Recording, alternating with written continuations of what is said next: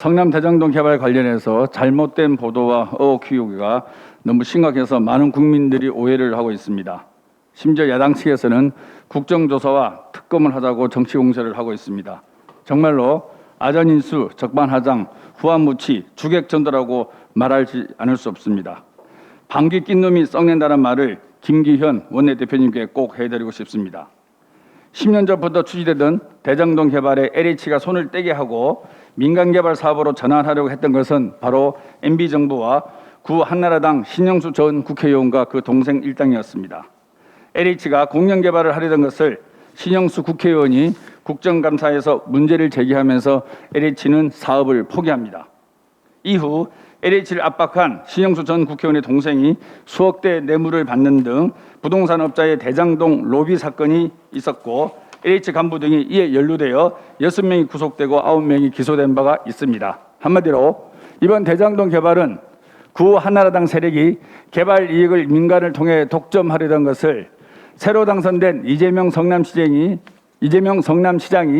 이에 대해서 제동을 걸고 공공이 참여하는 사업으로 바꿔낸 기념비적 사건인데 어이없게도 국민의힘이 나서서 국정조사를 하자고 합니다.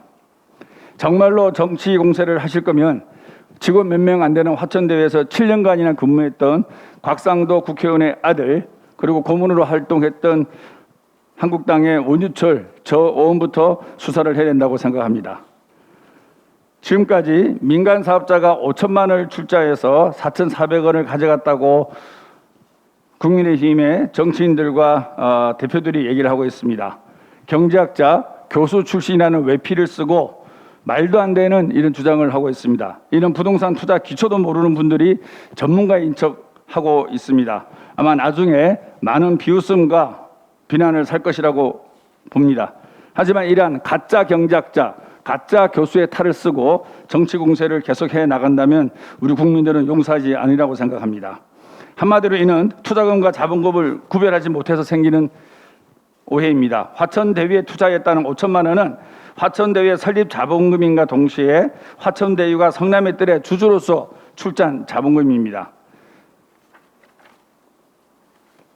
민간 사업자 중 하나은행 등 금융기관은 사실상 대출을 해주는 역할만을 담당하기 때문에 사업 초기 비용은 모두 화천대유가 부담을 하여야 했고 2016년 12월 PF 대출이 확정되기 전까지 사용된 비용이 350억 정도라고 합니다.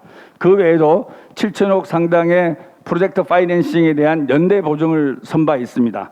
따라서 투자금은 자본금 투자금 5천만 원이 아닌 기초투자금 350억 플러스 7천억에 대한 연대보증금이 포함되어야만 그 수익률이 계산되는 것입니다. 일부 언론에서는 공모과정에 대해서 의혹을 제기하는 분들이 많으신데 여기에 대해서도 간단하게 말씀드리도록 하겠습니다. 공모과정에서 세계의 금융권 컨소시엄 중에 하나인 하나은행 컨소시엄 그리고 두 번째 산업은행 컨소시엄, 메리츠증권 컨소시엄이 참여했습니다. 공모 접수 마감 날 사업자 로비를 막고 보안을 유지하기 위해서 공사 사무실에서 종이 상자를 깔고 밤을 보냈다는 얘기가 나올 정도로 보안을 철저하게 유지하면서 심사에 임했다는 기사가 나왔습니다. 그리고 하루 만에 결정했다는 기사가 또 나오고 있습니다. 1조 원대 사업을 하루 만에 결정했다는 비판하는 분들이 있습니다. 지하철의 경우에는 시간을 오래 끌면 끌수록 로비에 노출될 위험이 높습니다.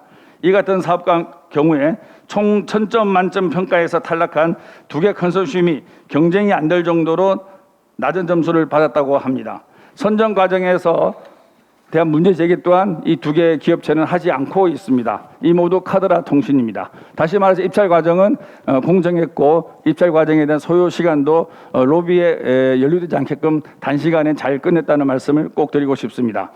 대장동 개발을 시작하던 당시 2014-15년은 부동산 침체기로 사업 이익에 대한 확신이 없던 상황이었습니다. 2014년은 최경환이가 빚내서 집사라고 할 정도로 부동산 경기가 바닥이었습니다.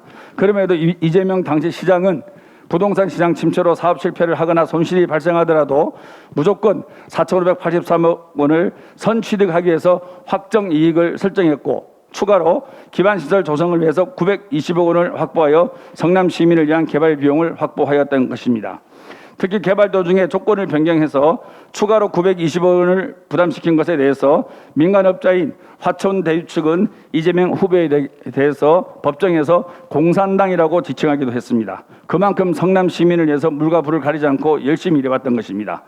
그런데도 민간업자가 큰 이득을 얻는 것은 2018년 이후 급격하게 상승한 부동산 가격 때문입니다.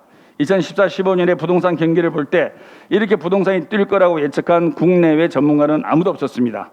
이재명 후보도 신이 아닌 이상 그럴 수밖에 없었습니다. 또 하나 말씀드리겠습니다. 하나은행 컨소시엄 내에서 시행사인 화천대유만 큰 이익을 가져간 것에 대해서 또 말씀드리겠습니다. 그것은 그 당시에 금융사들의 투자 관행입니다. 은행은 리스크를 지면서 수익을 크게 내는 이런 사업에 익숙하지 않은 금융 형태를 띠고 있습니다. 다시 말해서 로리스크 로리턴의 영업을 해온 거죠. 그 당시도 마찬가지였습니다. 다시 말해서 투자를 한 것에 대해서 일정 수수료와 그에 따른 이자를 취득하는 것이 영업의 목표였습니다. 그리고 우리 성남시는 확정 배당이 목표였습니다. 그리고 시행사는 하이 리스크 하이 리턴이었습니다. 이 3자가 나름대로 자기의 이해와 요구를 반영한, 그리고 그 당시의 국제 경제 상황, 부동산 시장 모든 것을 감안한 최적의 조합을 만들려고 노력을 했던 것이고, 이재명 시장으로서는 베스트 초이스를 했다고 자부하고 있습니다. 최근에는 은행권도 부동산 개발로 더 많은 수익을 얻고자 이제는 하이 리스크 하이 하고 있습니다만, 그 당시에는 그러지 않았다는 말씀을 꼭 드리고, 은행이 이렇다 보니까 배당은 시행사에게 더 많이 돌아갈 수 있는 그런 사업 구조가 있었다, 이런 말씀을 꼭 드리고 싶습니다. 당시 성남 대장동 개발은 전국적으로 알려지게 되면서 2018년도에는 강원도, 김포, 수원, 광명, 고양 등 수많은 지방자치단체와 도시공사가 이 사업 성공을 벤치마킹해서 성남시를 방문하였고, 중국의 영성시 공무원들까지 와서 사업 방식을 배워가는 등 이재명식 혁신이 전 세계적으로 알려지게 된 사건이었습니다. 혁신적인 사례가 급격한 부동산 가격 상승으로 인해 특혜 논란에 엮이게 된 것이 너무나 안타깝습니다. 이를 정치 공세로 이용하고 있는 현재 상황에 대해서 유감스럽다는 말씀을 꼭 드립니다. 국민의힘 관계자분들께 다시 한번 말씀드리겠습니다. 키우기, 그다음 무분별한 정치 공세를 즉각 중단해 주십시오. 그리고 언젠가는 대장동 사건이 국민의힘 게이트가 될 것이라는 것을 꼭 말씀드리고 싶습니다.